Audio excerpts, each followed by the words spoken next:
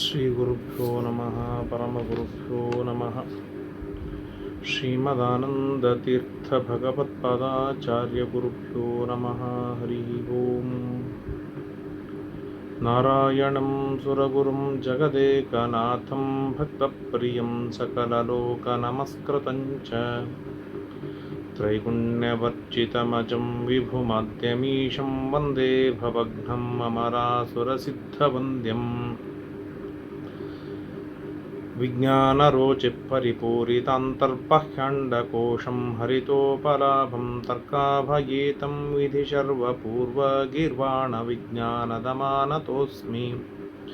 ನಮೋ ನಮೋ ಗಣ್ಯಗುಣೈಕಧಾಮ್ನೇ ಸಮಸ್ತವಿಜ್ಞಾನಮರೀಚಿಮಾಲಿನೇ ಅನಾದ್ಯವಿಜ್ಞಾನತಮೋ ನಿಹಂತ್ರೇ ಪರಾಮೃತಾನಂದಪದಪ್ರದಾಯಿನೇ ಧರ್ಮವಿಜ್ಞಾನವೈರಾಗ್ಯ ಪರಮೈಶ್ವರ್ಯಶಾಲಿನಃ ಆನಂದತೀರ್ಥಭಗವತ್ಪದಾನ್ ವಂದೇ ನಿರಂತರಂ. ನಮೋऽಸ್ತು ತಾತ್ವಿಕಾ ದೇವಾಃ ವಿಷ್ಣುಭಕ್ತಿಪರಾಯಣಾಃ ಧನ್ಮಮಾರ್ಗೇ ಪ್ರೇರಯन्तु ಭವಂತಃ ಸರ್ವ ಏವ ಹಿ ಬ್ರಹ್ಮಾಂತಾ ಗುರವಃ ಸಾಕ್ಷಾದಿಷ್ಟಂ ದೈವಂ ಶ್ರಿಯಃಪದಿ. ಆಚಾರ್ಯ ಶ್ರೀಮದಾಚಾರ್ಯಾಃ ಸಂತು ಮೇ ಜನ್ಮ ಜನ್ಮನಿ. ಆನಂದತೀರ್ಥೋಪದಿಷ್ಟೋ ನಿಧಿರ್ನಾರಾಯಣಾಹ್ವಯಃ ಪ್ರದರ್ಶಿತೋ ಯೇನ ಸಮ್ಯಕ್ ಜಯತೀರ್ಥಂ ತಮಾಶ್ರಯೇ. ನೌಮಿನ್ಯಾಯಸುಧಾದಿಗೃಜ್ಜಯ ಮುನೀನ್ ಶ್ರೀಪಾದರಾಟ್ಸನ್ಮಣೀನ್ ವ್ಯಾಸಾರ್ಯಾನ್ ವಿವಿಧಾಗಮಾಬ್ಧಿವಿಹರಾನ್ ಶ್ರೀವಾದಿರಾಜಾನಪಿ. ವಂದೇಹಂ ಸವರಾನ್ ರಘುತ್ತಮಗುರುನ್ ವೈದಗ್ಧ್ಯಪಾರಾಂ ನಿಧೀನ್ ಶ್ರೀಸತ್ಯವ್ರತರಾಘವೇಂದ್ರಮುನಿಪಾನ್ ಸದ್ಬೋಧಸಧ್ಯಾನಪಾನ್. ದುರ್ವಾದಿಧ್ವಾಂತರವಯೇ ವೈಷ್ಣವಿಂದೀವರಿಂದವೇ ಶ್ರೀರಾಘವೇಂದ್ರ ಗುರವೇ ನಮೋತ್ಯಂತದಯಾಲವೇ. ವಿದ್ಯಾಪೀಠವಿಧಾತಾರಂ ವಿದ್ಯಾವಾರಿಧಿಚಂದಿರಂ ವಿದ್ಯಾರ್ಥಿವತ್ಸಲಂ ವಂದೇ ಮಹಾಮಹಿಮಸದ್ಗುರುಂ. ಆಪಾದಮೌಲಿಪರ್ಯಂతం ಗುರುಣಾಮಾಕೃತಿಂ ಸ್ಮರೇತ್ತೇನ ವಿಘ್ನಾಃ ಪ್ರಣಶ್ಯಂತಿ ಸಿದ್ಧ್ಯಂತಿ ಚ ಮನೋರಥಾಃ. ಶ್ರೀಗುರುಭ್ಯೋ ನಮಃ. ಶ್ರೀಗುರುಭ್ಯೋ ನಮಃ. ಶ್ರೀಗುರುಭ್ಯೋ ನಮಃ. ಶ್ರೀಗುರುಭ್ಯೋ ನಮಃ. ಶ್ರೀಗುರುಭ್ಯೋ ನಮಃ. ಶ್ರೀಗುರುಭ್ಯೋ ನಮಃ. ಶ್ರೀಗುರುಭ್ಯೋ ನಮೋ ನಮಃ. ಹರಿ ಓಂ. ಸ್ವಸ್ತ್ಯಸ್ತು ಅಶೇಷ ಸನ್ಮಂಗಲಾನಿ. ನಾವು ಮಾಡುವ ಯಾವುದೇ ಕಾರ್ಯ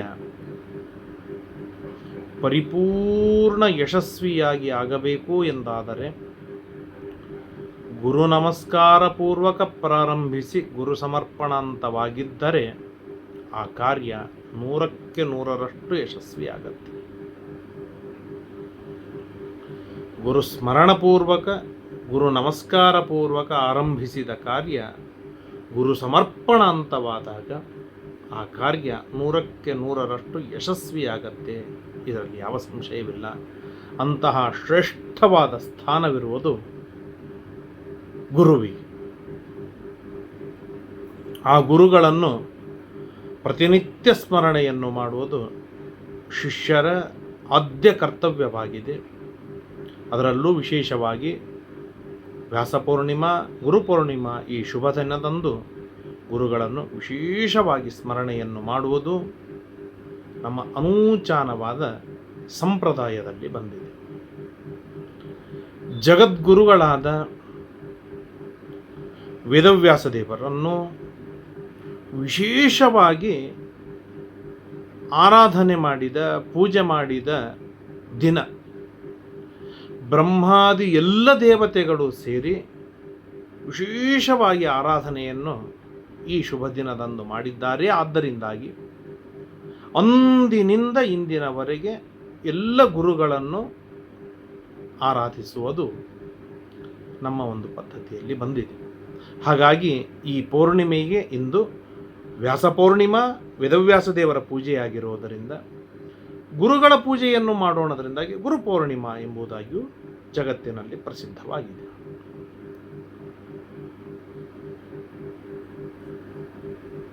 ಗುರುಗಳ ಸ್ಮರಣೆ ಏನಿದೆ ಬಹಳ ಉತ್ತಮವಾದದ್ದು. ಗುರುರೇಕಃ ಸದಾ ಸೇವ್ಯಃ ಸಂಸಾರೋದ್ಧರಣ ಕ್ಷಮಃ. ಸಂಸಾರದ ಸಾಗರ ಕೆಸರು, ಈ ಕೆಸರಿನಲ್ಲಿ ಮುಳುಗಿದ ನಮ್ಮನ್ನು ಶುದ್ಧವಾದ ತತ್ವಜ್ಞಾನವನ್ನು ಕೊಡುವ ಮುಖಾಂತರ ಸಂಸಾರದಿಂದ ಮೇಲೆತ್ತಲು ಸಮರ್ಥರಾದವರು ಗುರುಗಳು ಮಾತ್ರ. ಆದ್ದರಿಂದಾಗಿಯೇ ಪುರಾಣ ಗುರುರಿತಿ ಜಪತೋ ನಾಸ್ತಿ ಪಾತಕಂ, ಗುರುಭ್ಯೋ ನಮಃ ಗುರುಭ್ಯೋ ನಮಃ ಗುರುಭ್ಯೋ ನಮಃ ಎಂಬುದಾಗಿ ನಿರಂತರ ಚಿಂತನೆಯನ್ನು ಮಾಡುವುದರಿಂದ ಸಂಸಾರಕ್ಕೆ ಕಾರಣವಾದ ಏನೆಲ್ಲ ಪಾತಕಗಳಿವೆ, ಪಾಪಗಳಿವೆ, ಆ ಎಲ್ಲ ಪಾಪಗಳು ನಾಶವಾಗಿ ಜ್ಞಾನ ಪ್ರತಿಬಂಧಕವೆಲ್ಲ ಕಳಚಿ ಹೋದ ಮೇಲೆ ಶುದ್ಧವಾದ ತತ್ವಜ್ಞಾನವನ್ನು ಕೊಡುವ ಮುಖಾಂತರ ಸಂಸಾರದಿಂದ ಮೇಲೆತ್ತಲು ಕಾರಣರಾಗಿದ್ದಾರೆ ಗುರುಗಳು. ಆದ್ದರಿಂದಾಗಿ ಗುರುಗಳನ್ನು ವಿಶೇಷವಾಗಿ ಆರಾಧನೆಯನ್ನು ಮಾಡುವಂಥ ಈ ಪೌರ್ಣಿಮೆಯ ಶುಭ ಅವಸರದಲ್ಲಿ ಗುರುಗಳನ್ನು ಮನೆಗೆ ಕರೆದು ಆರಾಧನೆಯನ್ನು ಮಾಡಬೇಕು. ಇದು ಬಹಳ ಉತ್ತಮವಾದದ್ದು. ಗುರುಗಳು ಮನೆಗೆ ಬಾರದಿದ್ದರೂ ಗುರುಗಳನ್ನು ಮನಸ್ಸಿಗೆ ಕರೆದಾದರೂ ಅವರನ್ನು ಆರಾಧನೆಯನ್ನು ಮಾಡಲೇಬೇಕು. ಇದು ಅದೇ ಕರ್ತವ್ಯ. ಗುರುಗಳು ಮನೆಗೆ ಬಾರದಿದ್ದರೆ ಬಹಳ ದೊಡ್ಡ ಹಾನಿ ಏನಿಲ್ಲ, ಗುರುಗಳು ಮನಸ್ಸಿಗೂ ಬಾರದೇ ಇದ್ದರೆ ಮಹಾ ಅನರ್ಥವಾಗತ್ತೆ. ಆದ್ದರಿಂದಾಗಿ ಮನಸ್ಸಿನಲ್ಲಿ ಗುರುಗಳನ್ನು ವಿಶೇಷವಾಗಿ ಆರಾಧನೆಯನ್ನು ಮಾಡುವಂಥದ್ದು. ಬಾದರಾಯಣ ವಿಠ್ಠಲರು ಎಂಬುದಾಗಿ ಪ್ರಸಿದ್ಧ ದಾಸವರೇಣ್ಯರು, ಅವರು ಗುರುಗಳನ್ನು ಕುರಿತು ಅತ್ಯದ್ಭುತವಾದ ಒಂದು ಸುಳಾದಿಯನ್ನು ರಚನೆಯನ್ನು ಮಾಡಿಕೊಡ್ತಾರೆ. ಅದನ್ನು ಸ್ವಲ್ಪ ಕೇಳುವ, ಚಿಂತಿಸುವ ಪುಟ್ಟ ಪ್ರಯತ್ನವನ್ನು ಮಾಡೋಣ. ಗುರುಗಳ ಕರುಣವೇ ದಾರಿದ್ರ್ಯ ಭಂಜನ, ಗುರುಗಳ ಕರುಣವೇ ಮಹದೈಶ್ವರ್ಯ ಕಾರಣ, ಗುರುಗಳ ಕರುಣವೇ ಸಕಲ ರೋಗಹರಣ, ಗುರುಗಳ ಕರುಣವೇ ಸಕಲ ದುಃಖ ನಾಶನ, ಗುರುಗಳ ಕರುಣವೇ ಸಕಲ ಸುಖ ಸಾಧನ, ಗುರುಗಳ ಕರುಣವೇ ಪರಮ ಮಂಗಲಪ್ರದ, ಗುರುಗಳ ಕರುಣವೇ ದುರಿತಾಂಬುದಿಗೆ ನೌಕೆ, ಗುರುಗಳ ಕರುಣವೇ ಭೂತ ಪ್ರೇತೋಚ್ಚಾಟನೆ, ಗುರುರೂಪನಾಮಕ್ರಿಯ ಬಾದರಾಯಣ ವಿಠ್ಠಲ ಗುರುಪಾದ ಶರಣೆನ್ನಿ ಅಪರಾಧ ಎಣಿಸಾನು. ಬಹಳ ಅದ್ಭುತವಾದಂತಹದ್ದು. ಗುರುಗಳ ರೂಪ ಕಣ್ಣಿನಿಂದ ನೋಡುವುದು, ಗುರುಗಳ ನಾಮ ಬಾಯಿಯಿಂದ ನಿರಂತರವಾಗಿ ಹೇಳುವುದು, ಗುರುಗಳ ಕ್ರಿಯೆಯನ್ನು ಚೆನ್ನಾಗಿ ಚಿಂತನೆಯನ್ನು ಮಾಡುವುದು. ಈ ಮೂರು ಕಾರ್ಯಗಳನ್ನು ಯಾರು ಮಾಡ್ತಾರೆ ಅಂಥವರಿಗೆ ಗುರುಗಳ ದಿವ್ಯವಾದ ಅನುಗ್ರಹವಾಗತ್ತೆ. ಏನು? ಗುರುಗಳ ರೂಪವನ್ನು ಕಣ್ಣಿಂದ ನೋಡುವುದು, ಗುರುಗಳ ನಾಮವನ್ನು ಬಾಯಿಂದ ಉಚ್ಚರಿಸುವುದು, ಗುರುಗಳ ಕ್ರಿಯೆಗಳನ್ನು ಮನಸ್ಸಿನಲ್ಲಿ ಧ್ಯಾನಿಸುವುದು, ಚಿಂತಿಸುವುದು. ಈ ಮೂರು ಕ್ರಿಯೆಗಳನ್ನು, ಮೂರು ವ್ಯಾಪಾರಗಳನ್ನು ಯಾರು ಬಹಳ ನಿಷ್ಠೆಯಿಂದ, ಶಿದ್ದತ್ತಿನಿಂದ ಪರಿಪಾಲನೆಯನ್ನು ಮಾಡ್ತಾರೆ ಅವರ ಮೇಲೆ ಗುರುಗಳ ದಿವ್ಯವಾದ ಅನುಗ್ರಹವಿರುತ್ತೆ. ಆ ಗುರುಗಳ ಅನುಗ್ರಹದಿಂದ ಏನೆಲ್ಲ ಫಲವಿದೆ ಅಂತ ಕೇಳಿದಾಗ, ಗುರುಗಳ ಕರುಣವೇ ದಾರಿದ್ರ್ಯ ಭಂಜನ. ಗುರುಗಳ ರೂಪವನ್ನು, ಗುರುಗಳ ನಾಮವನ್ನು, ಗುರುಗಳ ಕ್ರಿಯೆಯನ್ನು, ಚಿಂತನೆಯನ್ನು ಮಾಡುವ ವ್ಯಕ್ತಿಗೆ ಏನು ಗುರುಗಳ ಕರುಣೆಯಾಗತ್ತೆ, ಆ ಗುರುಗಳ ಕರುಣೆಯಿಂದಲೇ ದಾರಿದ್ರ್ಯ ಭಂಜನ, ಮಹಾ ದರಿದ್ರಗಳೆಲ್ಲ ಪರಿಹಾರವಾಗತ್ತೆ. ಅಷ್ಟ ದರಿದ್ರ ಸಂಪನ್ನರು ನಾವಾಗಿದ್ದೇವೆ.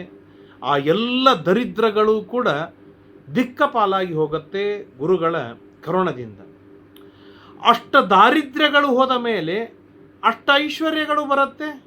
ಅದು ಯಾವುದರಿಂದ? ಅದೇ ಗುರುಗಳ ಅನುಗ್ರಹದಿಂದಲೇ ಅಷ್ಟ ಐಶ್ವರ್ಯ ಪ್ರಾಪ್ತಿ. ಆ ಗುರುಗಳ ಕರುಣೆಯಿಂದಲೇ ಬಾರವೋ ರೋಗಗಳು, ಬಂದರೂ ನಿಲ್ಲವೋ ಹಾರಿ ಹೋಗುವವು ದಶ ದಿಕ್ಕುಗಳಿಗೆ. ಯಾವ ರೋಗಗಳು ನಮ್ಮ ಹತ್ತಿರ ಬರುವುದಿಲ್ಲ ಗುರುಗಳ ಅನುಗ್ರಹದಿಂದ. ಕದಾಚಿತ್ ನಮ್ಮ ಪ್ರಾರಬ್ಧ ಕರ್ಮ ವಶಾನುಸಾರವಾಗಿ ಏನಾದರೂ ರೋಗಗಳು ಅಟ್ಟಿಕೊಂಡು ಬಂದರೆ ಅವು ಕೆಲ ಹೊತ್ತಿನೊಳಗೆ ಅಲ್ಲಿಂದ ಹೋಗಿಬಿಡತ್ತೆ, ಹೋದವು ತಿರುಗಿ ಬರುವುದೇ ಇಲ್ಲ. ಇದಕ್ಕೆ ಮೂಲಭೂತ ಕಾರಣ ಗುರುಗಳ ಕಾರುಣ್ಯ. ದಾರಿದ್ರ್ಯ ಹೋಯಿತು, ಐಶ್ವರ್ಯ ಬಂತು, ರೋಗಗಳು ಹೋಯಿತು. ರೋಗಗಳು ಹೋದ ಮೇಲೆ ಇನ್ನೇನು? ಅದೇ ಗುರುಗಳ ಕರುಣೆಯಿಂದಲೇನೆ ದುಃಖ ನಾಶ, ಸಕಲ ದುಃಖಗಳು ಹೋಯಿತು. ದುಃಖಕ್ಕೆ ಕಾರಣವಾದ ರೋಗಗಳು ಹೋಯಿತು, ದುಃಖಕ್ಕೆ ಕಾರಣವಾದ ದಾರಿದ್ರ್ಯ ಹೋಯಿತು. ಆದ್ದರಿಂದಾಗಿ ದುಃಖ ನಿರ್ಮೂಲವಾಗಿ ಹೋಯಿತು. ಸುಖಕ್ಕೆ ಕಾರಣವಾದ ಐಶ್ವರ್ಯ ಬಂತು, ಆದ್ದರಿಂದಾಗಿ ಸುಖಕ್ಕೆ ಕಾರಣವಾದ ಎಲ್ಲ ದುಃಖಗಳ ನಾಶವಾಯಿತು. ಆದ್ದರಿಂದಾಗಿ ಸಕಲ ಸುಖ ಸಾಧನ ಗುರುಗಳ ಕಾರುಣ್ಯ. ಮಹದೈಶ್ವರ್ಯ ಪ್ರಾಪ್ತಿ ಸಕಲ ಸುಖಕ್ಕೆ ಕಾರಣ. ರೋಗಹರಣ, ದುಃಖನಾಶನ, ಸಕಲ ಸುಖಕ್ಕೆ ಕಾರಣ. ಆದ್ದರಿಂದಾಗಿ ಗುರುಗಳ ಕಾರುಣ್ಯದಿಂದಲೇ ಸಕಲ ಸುಖ ಸಾಧನ.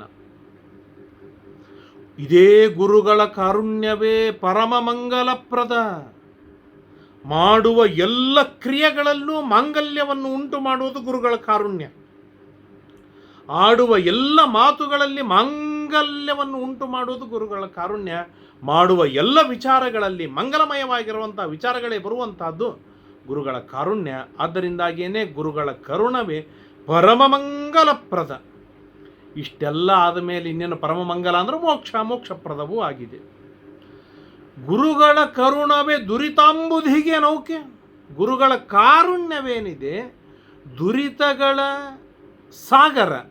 ಆ ಸಾಗರಕ್ಕೆ ನೌಕೆಯಾಗಿದೆ ಗುರುಗಳ ಕಾರುಣ್ಯ. ಇವನಿಗೆ ದುರಿತಗಳು ಹೋಗಲಿ. ನರಸಿಂಹಾದಿಗಮನ್ಯಚ್ಚ ದುರಿತಾದಿ ನಿವರ್ತಯೇ ಎಂಬುದಾಗಿ ನರಸಿಂಹಾದಿ ಮಂತ್ರಗಳನ್ನು ಜಪ ಮಾಡುವುದರಿಂದ ದುರಿತಗಳು ಪರಿಹಾರವಾಗತ್ತೆ ಎಂಬುದಾಗಿ ಏನು ಹೇಳ್ತಾರಲ್ಲ, ಆ ನರಸಿಂಹ ಮಂತ್ರವಾದ ಉಪದೇಶ ಕೆಲವರಿಗೆ ಆಗಿರೋದುಂಟು. ಗುರುಗಳ ಕರುಣೆ ಯಾರಿಗಾಗಿದೆ ಅವರಿಗೆ ಆಗಿರೋದುಂಟು. ನಮ್ಮಂಥ ಸಾಮಾನ್ಯ ಜನರಿಗೆ ನರಸಿಂಹದೇವರ ಮಂತ್ರ ಉಪದೇಶವಾಗಿಲ್ಲ. ಹಾಗಾದ್ರೆ ನಾವೇನು ಮಾಡಬೇಕು? ಶ್ರೀ ಗುರುಭ್ಯೋ ನಮಃ ಎಂಬುದಾಗಿ ಗುರುಗಳ ಸ್ಮರಣೆಯನ್ನು ಮಾಡಿದರೆ ಸಾಕು, ಅದುವೇ ದುರಿತಾಂಬುದಿಯಿಂದ ಪಾರು ಮಾಡುತ್ತೆ. ಗುರುರೂಪ ನಾಮಕ್ರಿಯ ಬಾದರಾಯಣ ವಿಠ್ಠಲ ಗುರುಪಾದ ಶರಣೆನ್ನಿ ಅಪರಾಧ ಎಣಿಸಾನು. ಗುರುಗಳ ರೂಪದಲ್ಲಿ ಇರುವ ದೇವ, ಗುರುಗಳ ನಾಮವನ್ನೇ ಪಡೆದ ದೇವ, ಗುರುಕ್ರಿಯಾಗಳಿಗೆ ಬಿಂಬರೂಪವಾಗಿರ್ತಕ್ಕಂಥ ಕ್ರಿಯೆಗಳನ್ನು ಮಾಡುವ ಯಾವ ಬಾದರಾಯಣ ವಿಠ್ಠಲನಿದ್ದಾನೆ, ಅಂತಹ ಬಾದರಾಯಣ ವಿಠ್ಠಲ ಏನು ಮಾಡ್ತಾನೆ ಅಂದರೆ, ಯಾರು ಗುರುಗಳ ಪಾದಕ್ಕೆ ಶರಣು ಹೋಗಿದ್ದಾರೆ ಅವರ ಅಪರಾಧವನ್ನೇ ಎಣಿಸಾನು. ಅಪರಾಧವೆಣಿಸಿದಾಗ ರೋಗ, ಅಪರಾಧವೆಣಿಸಿದಾಗ ದಾರಿದ್ರ್ಯ, ಅಪರಾಧವೆಣಿಸಿದಾಗ ದುಃಖ, ಅಪರಾಧವೆಣಿಸಿದಾಗ ದುರಿತಗಳು, ಅಪರಾಧಗಳನ್ನೇ ದೇವರು ಎಣಿಸಿಲ್ಲ ಅಂತಾದಾಗ ಆಗ ದುಃಖವಿಲ್ಲ, ದಾರಿದ್ರ್ಯವಿಲ್ಲ, ದುರಿತಗಳಿಲ್ಲ, ರೋಗಗಳು ಇಲ್ಲ. ಆಗ ಪರಮಮಂಗಲವಾಗತ್ತೆ, ಸುಖ ಸಾಧನವಾಗತ್ತೆ. ಅಂತಹ ಅತ್ಯದ್ಭುತವಾದದ್ದು ಗುರುಕಾರುಣ್ಯ ಎಂಬುದಾಗಿ ಬಾದರಾಯಣರು ಕೊಂಡಾಡ್ತಾರೆ. ಈ ಗುರುಗಳ ಇದಕ್ಕೆ ಯಾರಾದರೂ ನಿದರ್ಶನ ದೃಷ್ಟಾಂತಗಳು ಕಾಣುತ್ತಾ, ಸಿಗತ್ತಾ ಶಾಸ್ತ್ರದಲ್ಲಿ ಅಂತ ಕೇಳಿದಾಗ ಹೇಳ್ತಾರೆ, ಗುರುಗಳ ಕಾರುಣ್ಯದಿಂದ ಉತ್ತುಂಗ ಉದ್ಧಾರನಾಗಿ ಹೋದ. ಇದೇ ಗುರುಗಳೇನೆ ಕಾಡಿಗೆ ಹೊರಟ ಧ್ರುವರಾಜನಿಗೆ ನಾರದರಾಗಿ ಬಂದು ಉಪದೇಶವನ್ನು ಮಾಡಿದ್ದಕ್ಕಾಗಿಯೇ 6 ತಿಂಗಳಿನೊಳಗೆ ದೇವರು ಒಲಿದು ಬಂದ. ಹಿರಣ್ಯಕಶಿಪುವಿನಿಂದ ಬಹಳ ಪೀಡೆಗೆ ಒಳಗಾದಾಗ ಈ ಗುರುಗಳ ದಯೆಯಿಂದಲೇನೆ ಪ್ರಹ್ಲಾದ ಆ ಮೃತ್ಯುವನ್ನು ಗೆದ್ದು ಬಂದ. ನಾರದರ ಉಪದೇಶದಿಂದ ಮೃತ್ಯುವನ್ನೇ ಗೆದ್ದು ಬಂದ. ಗುರು ಕರುಣಿಸಲು ಈ ಗುರುಗಳು ಕರುಣೆ ಮಾಡಿದರು ಅಂತಾದರೆ ಸಂಚಿತ ಆಗಾಮಿ ಕರ್ಮಗಳು, ಮಾಡಿಟ್ಟ ಕರ್ಮ, ಬರುವ ಕರ್ಮಗಳು 1.5 ನಿಮಿಷದೊಳಗೆ ಸುಟ್ಟು ಬೂದಿಯಾಗಿ ಹೋಗಿಬಿಡತ್ತೆ. ಅರ್ಧ ನಿಮಿಷದೊಳಗೆ ಸುಟ್ಟು ಭಸ್ಮವಾಗಿ ಬಿಡುತ್ತೆ. ಗುರು ಕಾರುಣ್ಯವೇ ತಾರಕ. ಗುರುಮೂರ್ತಿ ಬಾದರಾಯಣ ವಿಠ್ಠಲ ಗುರು ಶರಣರಿಗೆ ಒಲಿದಂತೆ ಅನ್ಯರಿಗೆ ಒಲೆಯ. ಯಾರು ಗುರುಗಳಿಗೆ ಶರಣು ಹೊಂದಿದ್ದಾರೆ ಅಂಥವರಿಗೆ ದೇವರ ಅನುಗ್ರಹ ಏನಿರುತ್ತೋ ಅದು ಇನ್ನು ಬೇರೆಯವರಿಗೆ ಯಾರಿಗೂ ಅನುಗ್ರಹ ಇರಲಿಕ್ಕೆ ಸಾಧ್ಯವಿಲ್ಲ. ಇದು ಗುರುಗಳ ಸ್ಥಾನ, ಗುರುಗಳ ಅನುಗ್ರಹವನ್ನು ಕಾರುಣ್ಯವನ್ನು ಪಡೆದವನ ಸ್ಥಾನ. ಗುರುಚರಣಾಬ್ಜ ಸ್ಮರಿಸಿದ ಫಲಕ್ಕಿನ್ನು ಗುರುಗಳ ಚರಣ ಪಾದಾರವಿಂದಗಳನ್ನು ಸ್ಮರಣೆ ಮಾಡೋಣದ್ರಿಂದ ಏನು ಬಂದ ಫಲವಿದೆ, ಆ ಫಲಕ್ಕೆ ಸರಿಯಾದ ಪುಣ್ಯ ಈ ಧರೆಯೊಳಗೆ ಉಂಟೆ? ದಾಸರು ಕೇಳ್ತಾರೆ. ಗುರುಗಳ ಪಾದಾರವಿಂದಗಳನ್ನು ಸ್ಮರಣೆ ಮಾಡಿದ್ದರಿಂದ ಬಂದ ರಾಶಿ ರಾಶಿ ಪುಣ್ಯ, ಈ ಪುಣ್ಯಕ್ಕೆ ಸಮವಾದ ಪುಣ್ಯ ಜಗತ್ತಿನೊಳಗೆ ಇನ್ಯಾವುದಾದ್ರೂ ಉಂಟಾ? ಭೂಮಿಯೊಳಗೆ ಸರ್ವತ್ರ ಇಲ್ಲ. ಗುರುವೇ ಪರದೈವ, ಗುರುವೇ ದೈವ. ನಮ್ಮ ಪಾಲಿಗೆ ಗುರುಗಳೇ ದೇವ, ಗುರುಗಳಿಗೆ ಪರದೇವ, ಮತ್ತಿನ್ಯಾರು?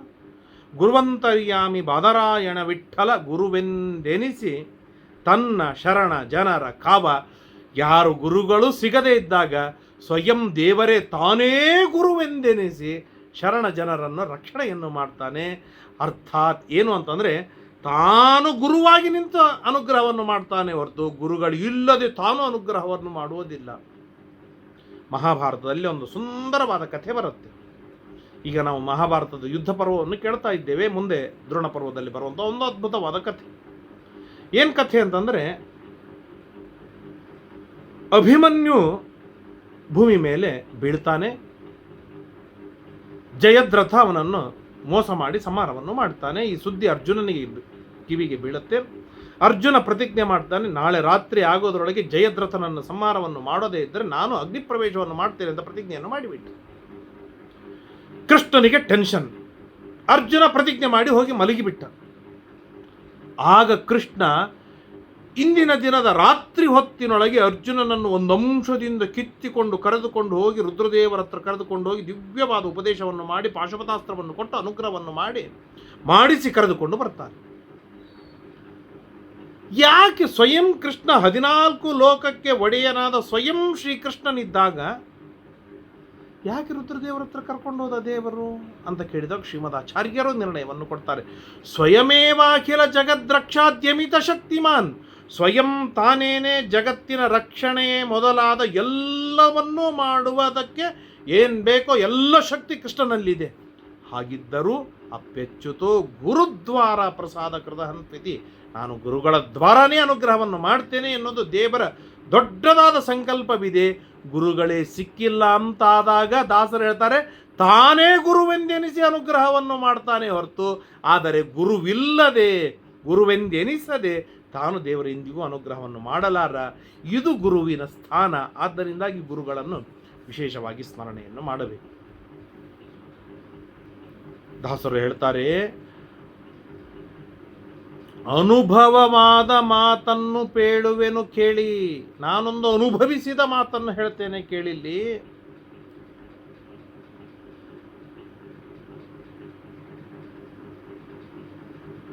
ಗುಣವಂತರಾದ ಗುರುದಯವನ್ನು ಪಡೆಯದೆ ಕೆಟ್ಟ ಮನುಜ ಜನ್ಮಕ್ಕಿಂತ ಏನು, ಗುಣವಂತರಾದ ಗುರುದಯವನ್ನು ಪಡೆಯದೆ ಕೆಟ್ಟ ಮನುಜ ಜನ್ಮಕ್ಕಿಂತ ಕತ್ತೆಯಾದರೆ ಲೇಸು.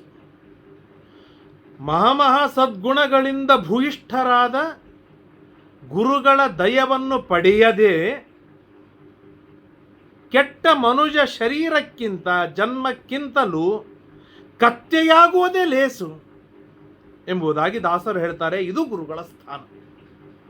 ಗುಣಪೂರ್ಣ ಗುರು ಬಾದರಾಯಣ ವಿಠಲ ಆತ ನೆಡೆ ನೋಡ ಆ ಕಡೆ ಸುಳಿದಾಡ.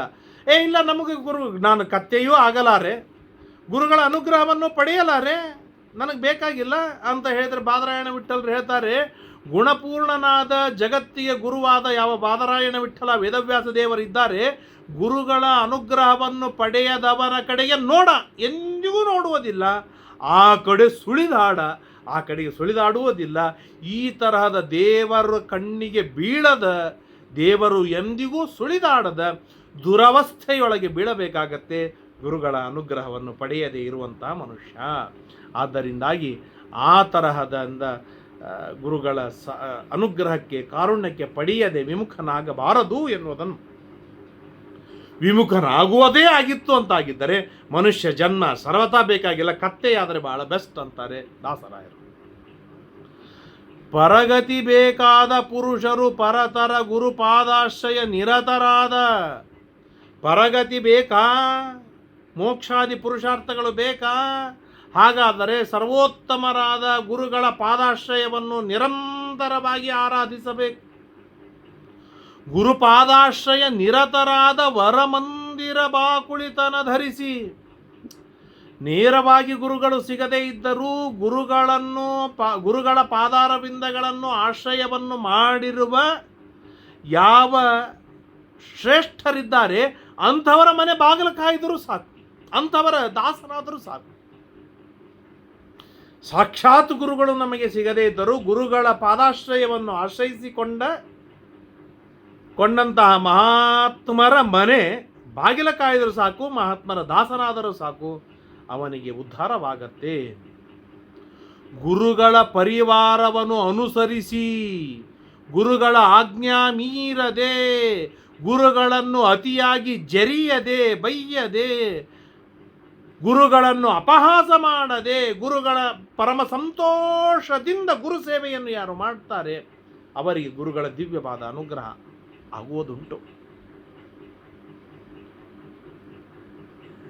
ಶ್ರೀ ಗುರು ಲಕ್ಷ್ಮೀದೇವಿಗೆ ಗುರುವಾದ, ಅಜಗುರು ಬ್ರಹ್ಮದೇವರಿಗೆ ಗುರುವಾದ, ಸಕಲ ಜಗದ್ಗುರು ಸಮಗ್ರವಾದ ಜಗತ್ತಿಗೆ ಗುರುವಾದ ವೇದವ್ಯಾಸ ದೇವರು ಶ್ರೀ ಬಾದರಾಯಣ ವಿಠಲ ಕರುಣ ದರುಶನ ಕೊಡುವನು ಮನಮಂದಿರದಲ್ಲಿ.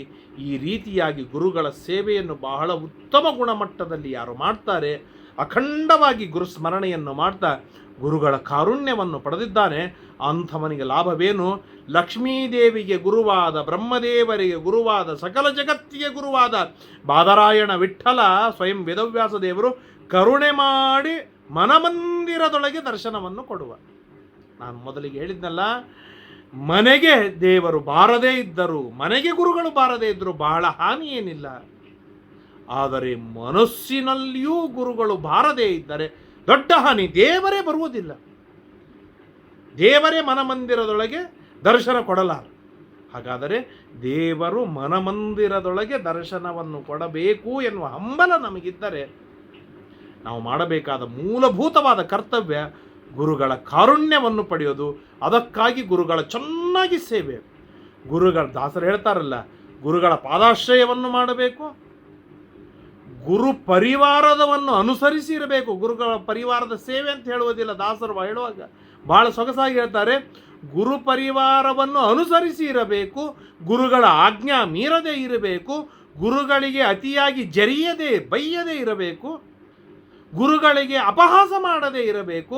ಪರಮ ಸಂತೋಷದಿಂದ ಚೆನ್ನಾಗಿ ಗುರುಗಳ ಸೇವೆಯನ್ನು ಯಾರು ಮಾಡ್ತಾರೆ ಅಂಥವರಿಗೆ ದೇವರು ಬಹಳ ಕರುಣೆಯನ್ನು ಮಾಡಿ ಅವರ ಮನಮಂದಿರದೊಳಗೆ ಗುರುಗಳನ್ನು ಕರೆದುಕೊಂಡು ಓಡಿ ಬಂದು ನಿಲ್ತಾರೆ.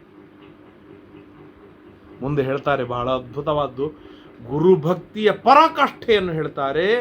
ಗುರುಪಾದೋದಕ ಗುರುಚಿಷ್ಟ ಭುಂಜಿಸಿ ಗುರುವಂತರ್ಯಾಮಿ ಶ್ರೀ ಬಾದರಾಯಣ ವಿಠಲನ ನಂಬು. ಗುರುಪಾದೋದಕ ಸೇವನೆ ಮಾಡು ಅಥವಾ ಪ್ರೋಕ್ಷಣೆಯನ್ನು ಮಾಡಿಕೋ.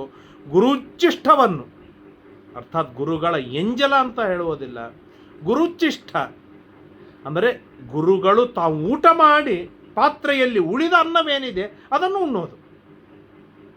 ಅಂದರೆ ಗುರುಗಳಿಗಿಂತಲೂ ಪೂರ್ವದಲ್ಲಿ ಊಟ ಮಾಡುವುದಾಗಲಿ, ಗುರುಗಳನ್ನು ಸ್ಮರಣೆಯನ್ನು ಮಾಡದೆ ಊಟ ಮಾಡುವುದಾಗಲಿ ಇದು ಮಹಾ ಅನರ್ಥ ಸಾಧನ. ಹಾಗಾದರೆ ಗುರುಗಳ ಊಟವಾದ ಮೇಲೆ ನೀನು ಊಟ ಮಾಡು, ಗುರುಗಳ ಸ್ಮರಣೆಯನ್ನು ಮಾಡಿ ಊಟವನ್ನು ಮಾಡು. ಆ ಅನ್ನವೇನಾಗತ್ತೆ? ಗುರುಚ್ಚಿಷ್ಟ, ಗುರುಪ್ರಸಾದ ಎಂದನಿಸಿಕೊಳ್ಳತ್ತೆ. ಆ ರೀತಿಯಾಗಿ ಗುರುಚ್ಚಿಷ್ಟವನ್ನು ಯಾರು ಭೋಜನವನ್ನು ಮಾಡ್ತಾರೆ, ಗುರುವಂತರ್ಯಾಮಿಯಾದ ಬಾದರಾಯಣ ವಿಠಲನ ಗಟ್ಟಿಯಾಗಿ ನಂಬು. ಗುರು ನಿನ್ನ ಎದುರಿಗೆ ಬಂದು ನಿಲ್ತಾನೆ, ದೇವರನ್ನೂ ಕರೆದುಕೊಂಡು ಬಂದು ನಿಲ್ತಾನೆ. ಯಾಕೆ? ಮುಕುಂದ ಭಕ್ತೈ ಗುರುಭಕ್ತಿ ಜಾಯೈ. ದೇವರ ಭಕ್ತಿಗಾಗಿ, ದೇವರಲ್ಲಿ ಭಕ್ತಿ ಬೆಳೆಯುವುದಕ್ಕಾಗಿ ಗುರುಗಳಲ್ಲಿ ಮಾಡೋದು ಭಕ್ತಿ ಇದು ಅತ್ಯಂತ ಅನಿವಾರ್ಯ ಎಂಬುದಾಗಿ ಹೇಳ್ತಾರಲ್ಲ, ಆ ನಿಟ್ಟಿನಲ್ಲಿ ಹೀಗೆ ಬಾದರಾಯಣ ವಿಠಲರು ಬಹಳ ಅದ್ಭುತ ರೀತಿಯಿಂದ ತಮ್ಮ ಸುಳಾದಿಯಲ್ಲಿ ಕೊಂಡಾಡ್ತಾರೆ.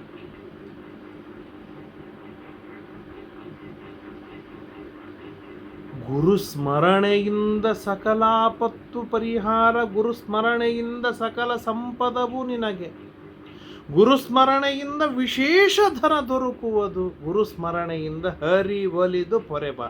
ಇದೇ ಇಷ್ಟೊತ್ತು ಈ ಸುಳಾದಿಯಲ್ಲಿ ಹೇಳಿರುವಂಥ ಗುರುಸ್ಮರಣೆಯಿಂದ ಸಕಲಾಪತ್ತು ಪರಿಹಾರ, ಗುರುಸ್ಮರಣೆಯಿಂದ ವಿಶೇಷ ಧನ ದೊರಕುವುದು, ಗುರುಸ್ಮರಣೆಯಿಂದ ಹರಿವಲಿದು ಪೊರೆಬ. ಸ್ಮರಿಸು ಗುರುಗಳ ಮನವೇ, ಸ್ಮರಿಸು ಗುರುಗಳು, ಚೆನ್ನಾಗಿ ಗುರುಸ್ಮರಣೆಯನ್ನು ಮಾಡು ಎಂಬುದಾಗಿ ತಿಳಿಸಿಕೊಡ್ತಾರೆ. ಆ ರೀತಿಯಾಗಿ ವಿಶೇಷ ರೀತಿಯಿಂದ ಶ್ರೀ ಗುರುಭ್ಯೋ ನಮಃ, ಶ್ರೀ ಗುರುಭ್ಯೋ ನಮಃ, ಶ್ರೀ ಗುರುಭ್ಯೋ ನಮಃ, ಶ್ರೀ ಗುರುಭ್ಯೋ ನಮಃ, ಶ್ರೀ ಗುರುಭ್ಯೋ ನಮಃ, ಶ್ರೀ ಗುರುಭ್ಯೋ ನಮಃ, ಶ್ರೀ ಗುರುಭ್ಯೋ ನಮಃ, ಶ್ರೀ ಗುರುಭ್ಯೋ ನಮಃ, ಶ್ರೀ ಗುರುಭ್ಯೋ ನಮಃ, ಶ್ರೀ ಗುರುಭ್ಯೋ ನಮಃ ಎಂಬುದಾಗಿ ವಿಶೇಷವಾಗಿ ಗುರುಸ್ಮರಣೆಯನ್ನು ಮಾಡೋಣ. ವಿಶೇಷವಾಗಿ ತಂದೆ ತಾಯಿಗಳ, ಹಿರಿಯರ, ಗುರುಗಳ ದಿವ್ಯವಾದ ಅನುಗ್ರಹದಿಂದ ಉತ್ತಮವಾದ ಗುರುಗಳ ಸೇವೆಯನ್ನು ಮಾಡುವ ಸೌಭಾಗ್ಯ ಒದಗಿ ಬಂತು. ಶ್ರೇಷ್ಠರಾದ ಗುರುಗಳು ದೊರಕಿ ಬಂದರು. ಆ ನಮ್ಮ ಗುರುಗಳು ನಮಗಾಗಿ ಚೆನ್ನಾಗಿ ಹಿತವನ್ನು ಬಯಸುವವರು, ತತ್ವಜ್ಞಾನವನ್ನು ಕೊಡುವವರು. ತತ್ವಜ್ಞಾನ ಅಂತಂದರೆ ಎಂಥ ತತ್ವಜ್ಞಾನ? ಈಗಿನ ಗುರುಗಳು ಕೊಡುವ ಸೈನ್ಸ್, ಮ್ಯಾಥ್ಸ್ ಮೊದಲಾಗಿರ್ತಕ್ಕಂಥ ಜ್ಞಾನವಲ್ಲ, ನಾಲೆಜ್ ಅಲ್ಲ. ಎಂಥ ಜ್ಞಾನ ಅಂತಂದರೆ ಅನಾದಿ ಸತ್ಸಂಪ್ರದಾಯ ಪರಂಪರಾ ಪ್ರಾಪ್ತವಾದ ಶ್ರೀಮದ್ ವೈಷ್ಣವ ಸಿದ್ಧಾಂತ, ಆ ಸಿದ್ಧಾಂತವನ್ನು ಗಟ್ಟಿಯಾಗಿ ಪ್ರತಿಪಾದನೆಯನ್ನು ಮಾಡಿದವರು ಶ್ರೀಮದಾಚಾರ್ಯರು.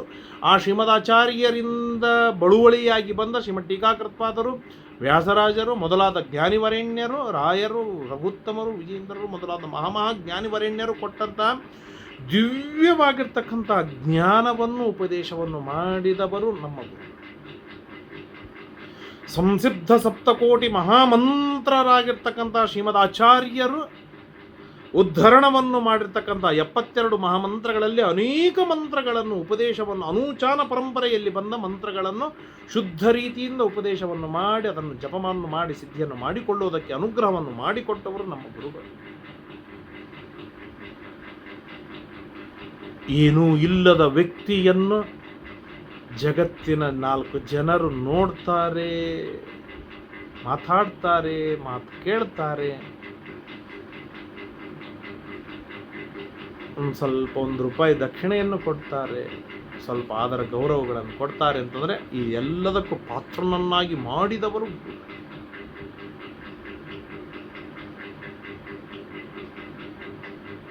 ಮಹಾ ವಿದ್ವಾಂಸರು, ದೊಡ್ಡ ವಿದ್ವಾಂಸರು, ಯತಿವರೇಣ್ಯರು ಗುರುತಿಸ್ತಾರೆ ಅಂತಂದರೆ ಈ ಗುರುಗಳ ಮಾಹುಲಿ ಆಚಾರ್ಯರ ಶಿಷ್ಯ ಎಂಬುದಾಗಿ ಗುರುತಿಸ್ತಾರೆ. ಆ ಗುರುಗಳ ಅನುಗ್ರಹ ಎಷ್ಟು ಇದೆ ಎನ್ನುವುದನ್ನು ಊಹೆ ಮಾಡಲಿಕ್ಕೆ ಸಾಧ್ಯವಿಲ್ಲ. ದಿನ ಕಡಿಮೆ ಆಗಬಹುದು ಮುಂದಿನ ದಿನಗಳು, ಆದರೆ ಗುರುಗಳ ಅನುಗ್ರಹ ಮಾತ್ರ ಮುಂದಿನ ದಿನಗಳಲ್ಲಿ ಹೆಚ್ಚಾಗ್ತಾನೆ ಹೋಗುತ್ತೆ. ಯಾಕೆ ನಾವು ಇರುವ ಪರಿಸ್ಥಿತಿಯೊಳಗೆ, ನಮ್ಮ ವಿಚಾರಧಾರೆಯೊಳಗೆ, ನಾವು ನಡೆಯುವ ನಡವಳಿಕೆಯಲ್ಲಿ ವಿಚಾರವನ್ನು ಮಾಡಿದಾಗ, ಗಮನಿಸಿದಾಗ ಪಾಪಗಳೇ ಹೆಚ್ಚಾಗ್ತಾ ಹೋಗುತ್ತೆ. ಅಂತಹ ಪಾಪಗಳು ಹೆಚ್ಚಾಗುವಂಥ ಪ್ರಸಂಗದೊಳಗೆ ಗುರುಗಳ ಅನುಗ್ರಹ ಹೆಚ್ಚಾಗ್ತಾ ಹೋದರೇನೇ, ಪಾಪಗಳನ್ನು ಮೀರಿದ ಗುರುಗಳ ಅನುಗ್ರಹವಾಗ್ತಾ ಹೋದರೇನೆ ನಾವು ಸನ್ಮಾರ್ಗದಲ್ಲಿ ಇರಲಿಕ್ಕೆ ಸಾಧ್ಯವಿದೆ. ಆದ್ದರಿಂದಾಗಿ ಮುಂದಿನ ದಿನಗಳು ಅತ್ಯಲ್ಪ ದಿನಗಳಾಗಿದ್ದರೂ ಕೂಡ, ಕೆಲವೇ ದಿನಗಳು, ಸ್ವಲ್ಪ ದಿನಗಳು, ಕಡಿಮೆಯಾಗುವ ದಿನಗಳಾಗಿದ್ದರೂ ಕೂಡ ಗುರುಗಳ ಅನುಗ್ರಹ ಮಾತ್ರ ಪೂರ್ಣ ಮಟ್ಟದಲ್ಲಿ ವ್ಯಾಪಿಸಿರುವಂತಾಗಬೇಕು. ಆ ನಿಟ್ಟಿನೊಳಗೆ ಗುರುವನುಗ್ರಹವಾಗಬೇಕು. ಈ ಗುರುವನುಗ್ರಹ ಸುಮ್ಮನೆ ಆಗುವುದಿಲ್ಲ, ಕೇವಲ ಗುರುಗಳ ಕರುಣೆಯಿಂದ, ಗುರುಗಳ ದಯೆಯಿಂದ ಮಾತ್ರ ಆಗುವಂತಹ. ಅಂತಹ ಗುರುಗಳಾದ ಮಾಹುಲಿ ಆಚಾರ್ಯರನ್ನು ವಿಶೇಷವಾಗಿ ಅನಂತ ಭಕ್ತಿ ಶ್ರದ್ಧಾಪೂರ್ವಕ ಸಾಷ್ಟಾಂಗ ನಮಸ್ಕಾರಗಳನ್ನು ಸಲ್ಲಿಸ್ತಾ, ಪುನಃ ಪ್ರಾರ್ಥನೆ, ಮನೆಗೆ ಬಾರದಿದ್ದರೆ ಬಹಳ ದೊಡ್ಡ ಹಾನಿ ಇಲ್ಲ, ಮನಸ್ಸಿಗೆ ಬಾರದೇ ಇದ್ದರೆ ಮಹಾ ಅನರ್ಥವಾಗತ್ತೆ. ಆ ದೌರ್ಭಾಗ್ಯ ಯಾವ ಕಾರಣಕ್ಕೂ ಬರುವುದು ಬೇಡ. ನಿಮ್ಮ ಸ್ಮರಣೆಯಿಂದ, ಗುರುಸ್ಮರಣೆಯಿಂದ ಆರಂಭಿಸಿದ ಕಾರ್ಯ ನಿಮ್ಮ ಅಡೆದಾವರೆಗಳಲ್ಲಿ ಸಮರ್ಪಣಾಂತವಾಯಿತು ಅಂತಾದರೆ ಆ ಮಾಡುವ ಅತಿ ಸಣ್ಣ ಪುಟ್ಟ ಕಾರ್ಯವೂ ಕೂಡ ವಿಷ್ಣು ಪ್ರೀತಿಯಾಗುವುದರೊಳಗೆ ಯಾವ ಸಂಶಯವೂ ಇಲ್ಲ ಎಂಬುದಾಗಿ ಗಟ್ಟಿಯಾಗಿ ನಂಬಿ ಆ ಗುರುಗಳಿಗೆ ಸಣ್ಣದಾದ ವಾಕ್ಪುಷ್ಪವನ್ನು ಸಮರ್ಪಣೆಯನ್ನು ಮಾಡ್ತೇನೆ. ಹರಯೇ ನಮಃ. ಶ್ರೀಕೃಷ್ಣಾರ್ಪಣಮಸ್ತು. ಯಸ್ ಸರ್ವಗುಣ ಸಂಪೂರ್ಣ ಸರ್ವದೋಷ ವಿವರ್ಜಿತ ಪ್ರಿಯತಾಂ ಪ್ರೀತಯೇವಾಲಂ ವಿಷ್ಣುರ್ಮೇ ಪರಮಸ್ಸರತ ಅನೇನ ಭಾವಿ ಯತ್ಪುಣ್ಯಂ ತದಾಪ್ನೋತು ಗುರುರ್ಮಮ. ಶ್ರೀಕೃಷ್ಣಾರ್ಪಣಮಸ್ತು. ಶ್ರೀ ಗುರುಭ್ಯೋ ನಮಃ.